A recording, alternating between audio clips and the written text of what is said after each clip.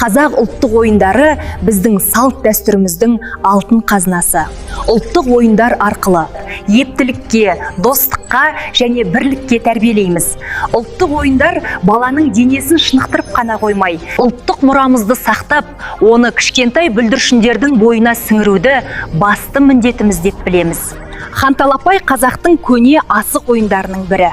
Бұл ойын балаларды шапшаңдыққа, ептілікке және зеректікке тәрбиелейді. Балабақшада біз ханталапай ойынын ойнату арқылы ұлттық дәстүрді дәріптеп, бүлдіршіндердің достық пен әділдікке деген құрметін қалыптастырамыз.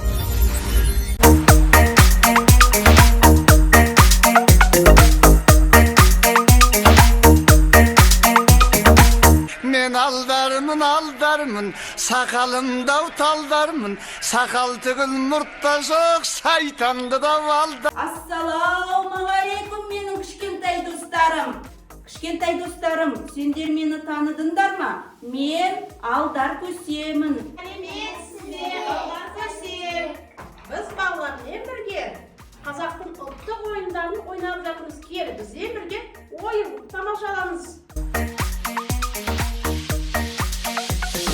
Шеке алып қолыма, асық ойнап лай-лай, мұнша балап. Сендер керемет ойыншы екенсіңдер, бірақ мені жену оңай емес. Мен өзіммен бірге ханталапай ойынын алып келдім. Сендермен бірге ойнайсыңдар ма?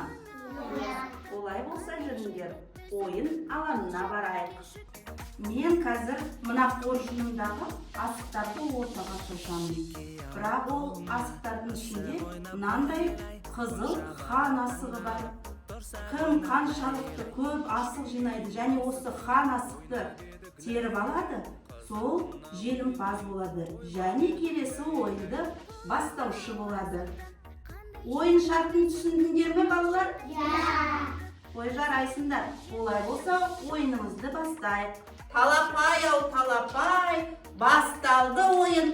Алақай!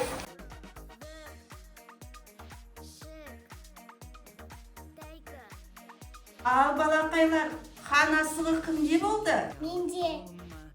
Олай болса, ойынымыздың келесі бөлігіне өтеміз. Асықтарды тізіп қоямыз. Медина болса, сол ойынды бірінші болып бастайды.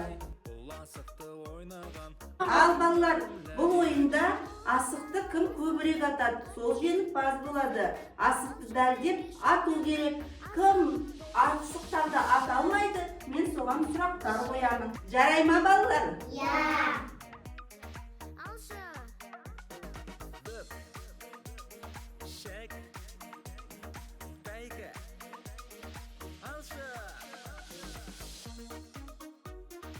Айару, сен асықта аталмай қалдың. Мен саған енді бір сұрақ қояйын, сен жауап беруге тырыс. Сен асық атауларын білесің бе?